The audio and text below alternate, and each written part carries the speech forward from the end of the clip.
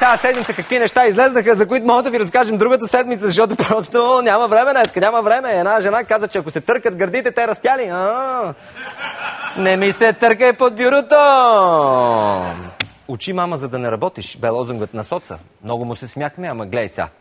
Гледай, като гледам какво стана сега. Гледай, танцува върху масата, зашия уиски, пък каквото стане.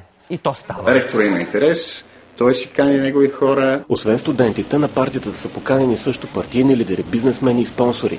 За да бъде програмата по-атрактивна, се правят игри със състезателен характер. Наградата – бутилка алкохол или пари. Задължението на студентките е да участват. В противен случай няма да завършат семестъра. Ректора трябва да бъде поканен винаги на танц от първокурснички. Ево, първокурснички, разбира се, иска да има приемственост човека, да ги следи нещата така, от първа ръка и от подпола. Заинтригуваме този агент и като го гугълнах, въпреки невзрачния си вид, и аз ги гугълнам тия неща в интернет и гледай какво излезе за него. Гледай, все хубави неща. Направо. Ректорът на Свищовската академия в поредна офшорна схема. Доцент от Стопанската академия Величко Адамов консултирал Маргините. Скандално! Мама, скандално, 2 точки. Оргия с ректор и гербери в Свищов. Не знам, що се хилим чак толкова, може би, защото ректор звучи като нещо друго. Като замениме Ратусма. Нов скандал с ректора на Свищовската академия. И ректорът на Свищовската академия върти незаконни далавери. Ма то Свищовската академия не е като Магнурската, ми си направо като Магурската школа, бе, хора! Явно ли, че сте най-богатия ректор?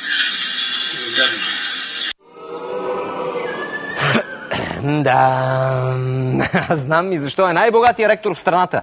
Преди около година министър Цветанов обяви в национален ефир, че нашия герой е в топ 300 на престъпниците в страната. Но Свищовския учен е перфекционист и, разбира се, не се примири с това срамно 300... гледа ли 300, бе? 300 място и вадеше хит след хит. През май миналата година доцент Величко Адамов бе изправен пред комисията срещу дискриминация по обвинение на свои колеги и студенти за тормоз. По-късно Висшата атестационна комисия отказа да даде на Величко Адамов титлата доктор на икономическите науки, тъй като той е преписал своите трудове от френски колега. Министерски съвет потвърди това становище. Това естествено го изстреля поне в топ 200 народните мъжаги извън закона. Гледа ли 200, бе? Но за Адамов нищо няма значение, ако не е на първо място. И той се хвърли в различни поприща от кръшни танци с фолк певици.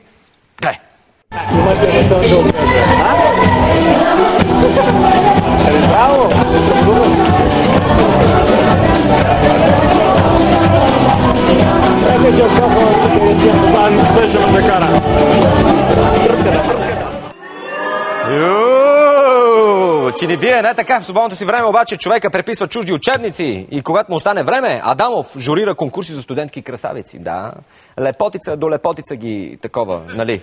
И той тях и те него. Освен всичко друго обаче, Адамов залита и в изобразителното изкуство. Едно от най-ярките доказателства на стария Адамов е поръчена от него реплика на тайната вечеря.